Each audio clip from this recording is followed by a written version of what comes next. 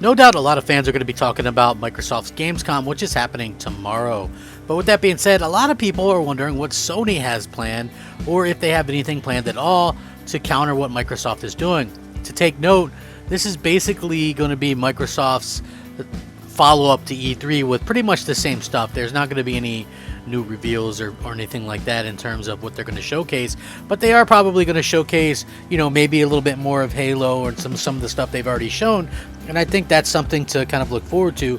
If you're an Xbox fan, they're going to probably make some announcements regarding Game Pass, which I think is also equally cool. When it comes to PlayStation, it's been over a year since they've actually had any kind of big event, and I think people are getting a little stir crazy. They're getting a little restless. They're getting a little fidgety, if you know what I'm saying. But at the same time, I don't think Sony looks at it maybe the same way as we do. Just because, Microsoft is doing events, it doesn't necessarily mean that they feel like they have to right now. They probably feel like they can wait, since every PS5 is selling out within seconds, and again, they're breaking all kinds of records. With that being said, I'm firmly in the camp that thinks that they should do some kind of showcase event, show us what's coming up. We don't have any idea what's going to be a PS5 actual exclusive now. We don't. There's none announced. I mean, there's cross-gen games and stuff like that, but there's no idea on what's exclusive, and that's unfortunate. But going forward, we could be seeing some announcements, but if you think about it, we've already had quite a group of games released since the launch of the PlayStation 5, and there could still be something big like Horizon Forbidden West this year. It hasn't been officially delayed, mind you, but if it is, then next year it looks like they already have games planned out. Then it would be God of War Ragnarok, Horizon Forbidden West, Gran Turismo 7, Forspoken, possibly Final Fantasy 16, and more. Obviously, it leads a little bit of a drought to end this year, but I think that, everything that's going on with the pandemic and things like that, that's completely understandable, and the fact that they've been delivering means that people will probably be a little bit more forgiving on that. But with that being said, there is some stuff to do. Like, again, Ghost of Tsushima just released something, and of course, it looks like we're going to get our first look at Death Stranding Director's Cut at Gamescom. Let's get started. What's up, everybody? It's me, Crapgamer. Crapgamer Reviews, back with another video. Thank you so much for checking it out. Fine folks, please like the video. I really do appreciate that. Share it out. Tell your friends, tell your mom, tell your neighbor, tell your dog. Yeah, your dog knows me and likes me better, by the way. So make sure you guys go ahead and do that. So thank you guys very much. We're rebuilding, we're retooling. Yeah, we're going to be doing a lot of cool things. So with that being said, yeah, Death Stranding Director's Cut is going to debut gameplay at Gamescom show. Jeff Keighley will write a new chapter in his love affair for game creator Hideo Kojima later this week, as an extended look at the gameplay of Death Stranding Director's Cut is confirmed for Gamescom opening night. Taking place on Wednesday, the host simply teased the gameplay footage will be lengthy, alongside the bold warning, "Don't miss this moment." We mean you probably could miss it, because we'll have a handy roundup of every PlayStation 5, PS4 announcement at the show, but then you probably wouldn't doubt Keighley. And this is exactly what he said. Wednesday, don't miss an extended look at the gameplay of Hideo Kojima's Death Stranding Director's Cut for PlayStation 5 during Gamescom Opening Night Live. Don't miss the moment. So it does look like we're getting that. So far, the things that we do know about Death Stranding Director's Cut will contain some new story missions and a racing mode, alongside some clearly Metal Gear inspired elements. Besides that, the PlayStation 5 upgrade is much more reasonable price. So don't expect quite the new content on the same scale as IK Island. Still, we'll have to wait and see what happens with all the action come Wednesday.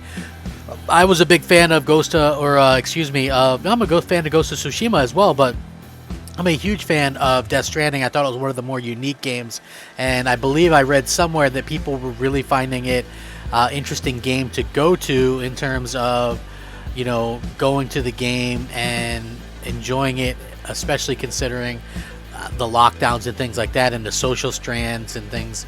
I think it really does kind of speak to a lot of people, and I'm excited to kind of say, as a fan of the game, I want to see what these extra little bits and pieces are. It's a very interesting game. If you haven't played it, I think it would be a very good time to pick it up and kind of go out there and see what all the hubbub is about, because obviously I think gamers are going to be looking for stuff to play this year. Maybe you skipped out on Death Stranding. I mean, let's just be real. The game did well apparently, but it wasn't like it sold 20 million copies. So, hopefully we're in a situation where it can rebound and do even better than what it did before, and I hope to see that. It's a very interesting game, and I know people sort of take these things at a certain point in time, and they just kind of look at these things and they go, oh well, what happens here, or maybe it's not my type of game. But I do think that it is a game that a lot of people can enjoy and will enjoy, and I'm excited to see exactly what happens in the future with this type of thing. I'm not opposed to the the director's cut stuff. Hell, if Microsoft can release Halo Infinite without assassinations, without co-op, without split screen, without Forge, then certainly Sony can release some of these games like this, and then release added content later and call it a director's cut. I mean, if you're gonna bash one, then I guess bash them all. I'm not bashing any of them. I think it's fine. Like for me, if they do indeed decide to release Halo in that state, then I'm probably just going to skip it. I'll skip it until it's ready, when or if it's ever ready, and hopefully enjoy that afterwards. You know what I mean? It sucks that basically when it comes down to being able to play these games, that obviously people that only play like the co-op and stuff aren't going to be able to miss out on spoilers and stuff like that. But it is what it is, and I'm sure we'll all live, and it'll be okay. But the other thing I wanted to talk about, which is, this sounds pretty incredible if you think about it. It looks like Sony has dropped some hints at a PlayStation Store listing that is going to be present based on the game's life cycle, and you might go, well, what the hell does that mean? Well, this is based on a patent that they filed, which again, any kind of patent that gets filed or whatever, you have to take it with a grain of salt, because it doesn't always necessarily come to fruition. Of course, I'm going to link this in the description so you guys can all check it out, but I'm just letting you know that not all these patents or whatever turn out to be anything, and it's just one of those things where we kind of have to take it with a grain of salt and just go, hey, well, that would sound cool if they actually went out there and did that. So that's where I'm coming from with this. I'm hoping that this is actually indeed true, because I think it would help people with like the descriptions of the game. I've always found that games, we aren't really getting the descriptions of the games the way that we should, or the way that would actually kind of go out there and prove to be a big way to kind of showcase what the games are actually all about. They do a piss poor job, in my opinion. That's what I'm trying to get out. I don't mean to ramble, but yeah, like some of these descriptions and stuff like that really do a piss poor job at showing what's actually there, or what's actually coming, or updates, or what type of game. So this is really cool to see that they're actually doing this.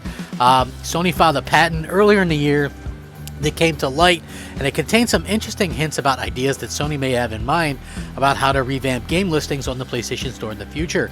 Now, this patent essentially discusses pages for games on the digital store that will provide varying information based on the context of where the game is at its life cycle, as well as information that will be specific to the user. It describes examples of games showing different content on their listings based on the current updates and support, while information presented might also be tailor-based on super specific user activity.